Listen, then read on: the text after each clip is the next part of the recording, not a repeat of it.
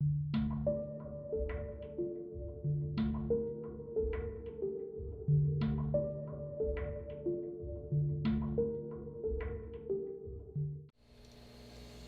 pried up the trunk in her grandfather's office and was immediately hit with the smell of mothballs and dust.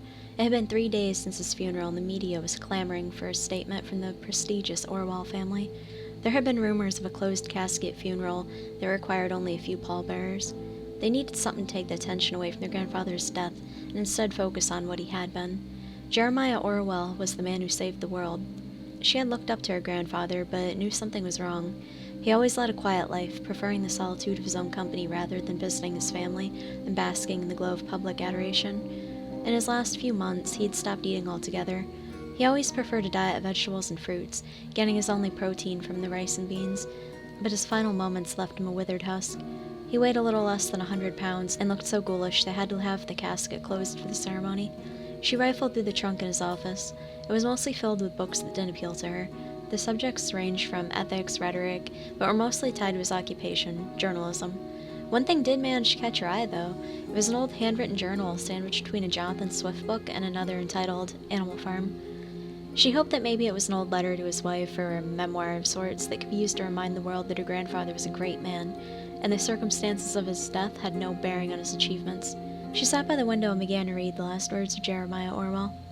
I want you to read this very carefully. What I'm going to ask you to do is of the utmost importance. Even though I'm dead, or soon will be, there's still work to be done, wrongs that can still be righted. Before writing that awful editorial, the world's population had been over 6 billion. Current estimates suggested that if we'd continued at our current trajectory, we would have reached the critical overpopulation within 5 years. It was a problem with a simple solution that no one wanted to answer. All we had to do was stop screwing so much. It wasn't difficult, but no one wanted to be the person to impose limits on family growth and reproductive freedom. Many specialists debated and squabbled over what could be done. Agriculturists demanded more land be set aside for planting to combat this, but that was only a temporary solution. Proponents for population control were shouted down as oppressors, limiting reproductive rights. Humanitarians were decried as idealists, who promoted the welfare of developing countries while neglecting their own country's fate. After the 5th consecutive week of scare tactics and alarmist rhetoric, I had had enough and decided that some levity was in order. I could write an editorial and try to beat some sense into everyone. It was all meant as a joke, I swear. I don't know what gibbering god or smirking Satan took interest in me, but even in my final moments, I cursed their name. I started with an outline of our situation. I addressed our growing population and dwindling food supply, and I wrapped up the introduction by stating that if our current birth rate continued at its current trajectory, few of us would ever live to see the following century. With the current life expectancy being at around 78 years, I thought this was a pretty tongue-in-cheek way to poke fun at all the specialists fear-mongering. Unfortunately, in our overly panicked and alarmist state, many didn't see the facetiousness dripping from my every word. I thought I was being so clever by referencing Jonathan Swift's most famous satire. I explained that there would be one simple solution that would address both of our issues at once. In one fell swoop, we could solve world hunger and overpopulation. Cannibalism. I meant it all as a dark joke. I dug deep into my period as a pretentious revolutionist when I was a scathing college student for source material. I declared that this would be the perfect opportunity for Britain to return to its imperial mindset and respread their empire. I said that America could turn this into their advantage and redon the mantle of manifest destiny that we always wanted to wear. I proposed alternate methods of Japan collecting on its debt from various countries that were unable to pay their dues. I ended the piece with one last little bit of vitriol. Only by doing this can we return to the state we were truly meant to be. I submitted it to my boss, expecting the editorial to be denied outright, or be buried so deep in newspaper that only archaeologists would discover it. I had honestly forgotten about it a few months later. No one had mentioned it to me, and I didn't see it published in the paper. They would publish it much later, though. I had written it mainly as a means of venting and testing the editors to see if they were paying attention. I was honestly surprised when they called me into the boss's office and he told me I was being honored. It wasn't until the award was presented to me that I learned why I was receiving this accolade. They had taken my opinion piece to heart. To be perfectly honest, I don't remember much of the ceremony. It was all lost in a state of surreal shock. I shambled through the next few months in a disassociative state. I wasn't me. I couldn't be the person who unintentionally brought all of this insanity to the world. I originally thought they were presenting me with some ego masturbation award to celebrate my decade of work for them. It wasn't until the keynote speaker started in on my brilliant vision that I began to realize that something wasn't quite right. The pieces of the puzzle all clicked together like bones snapping when he called me up. He dubbed me the savior of the world.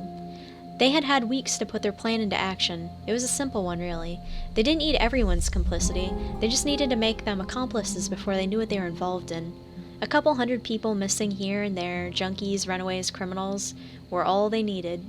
They weren't missing, no one was looking for them, and no one cared. They had been swallowed up by the sea of apathy long before they were gobbled up by the system. The disenfranchised were ground, refined, and served to the needy. One of the higher-ups must have had a sense of humor as the product was called Soylent Steaks. They were distributed to halfway houses, low-income families, and stocked in supermarket bargain bins. The program's success was highly publicized, but officials made sure the truth wasn't exposed until much later. They chose to reveal it to the world the same time I received my award. They put me on the pedestal and deflected any criticisms onto me as being the progenitor of the act. There was some backlash to the inhumanity of it all, but a majority of the unrest was quelled by how effective the program had been. Why are you a success? A few people burned effigies of me that were, comically enough, called barbecues. The government made some amendments declaring our citizens would not be subjected to refinement to make the bitter pill easier to swallow. It only took a few weeks before public outcry evaporated, leaving behind indifference. Our apathy gave them free rein to continue their systematic slaughter. It didn't take long for the other world powers to follow suit. Russia's dissident population was gnawed away in a matter of days. Japan's overpopulation was chewed up in a matter of weeks. The Middle East soon found a use for the more vocal and violent sects that had tainted their image. The world adapted. The population dropped by thousands in the first week and millions in the next couple of months. My shock and mental disassociation ebbed away about a year later. I spent months trying to pretend that all of this hadn't happened. It didn't work. The realization eventually caught up with me. Sometimes I wonder what I could have changed had I not suffered that mental breakdown. By the time I was ready to oppose these dehumanizations, it had become commonplace. It had become accepted. It was too late. It didn't take long for the executors of this program to realize that I was not in support. Suddenly all the requests to give speeches and interviews, which I had been turning down already, just stopped arriving. I'm certain they were still being sent, but someone was intercepting them before I could read them. Security began delivering my mail to my door, saying that it was too dangerous to go outside, and that threats had been made against me. It would be safer to be indoors at all times. They became a fixture of my everyday life. I'd wake up and they'd be around the perimeter of my house, keeping me safe, keeping me in. I'd go to bed knowing that they were lurking outside my house. I became a recluse at that point, not by choice. They wouldn't let me leave the house and restricted who had come and visit me. All of this was under the guise of keeping me safe. I spent the next decade under their watchful eyes. I tried to find some way to get my story out, but I was routed at every turn. Letters I sent out were returned to me with content blacked out by a Sharpie. Telephone calls dropped mid-conversation. I was a mute figurehead giving support to a cause I abhorred. They kept me around because I was more valuable to them alive than I was dead. I now know what I have to do. There's only one way I can try to undo some of what I have done. This will be my final moment, so I feel like I need to act accordingly. First, I'm going to sit down and eat my just desserts. I'm going to eat a Soylent steak. I have succeeded in avoiding it all these years, but now I feel like I have to punish myself for what I've done. I already know what's going to happen. It's going to taste wonderful. Years of procuring and preparing human meat have rendered them excellent at their job. Even in all its ugliness, it'll be palatable. This is what they're best at, taking the unpalatable and making it palatable. After I eat what I've wrought upon the world, I will sit at my desk, look out over the monument built in my honor, the statue built in celebration of my name. I'll cry. I already know that will happen. Nothing I can do or say will prevent that fact. My tears and fears will not deter me, though. I will stick the barrel of this revolver in my mouth, fan back the hammer, and squeeze the trigger. This is my last request. I've tried so hard to get the truth out, but I found myself silenced at every turn. They're always 10 steps ahead of me. I'm certain they have keystroke logged from my computer. Every phone line is monitored, and every form of communication is filtered and revised. That's why I'm writing this down. I think this is the only way I can communicate my message without them knowing. With my death, their guard should be down. They're overconfident and think that their spokesman and greatest detractor is past.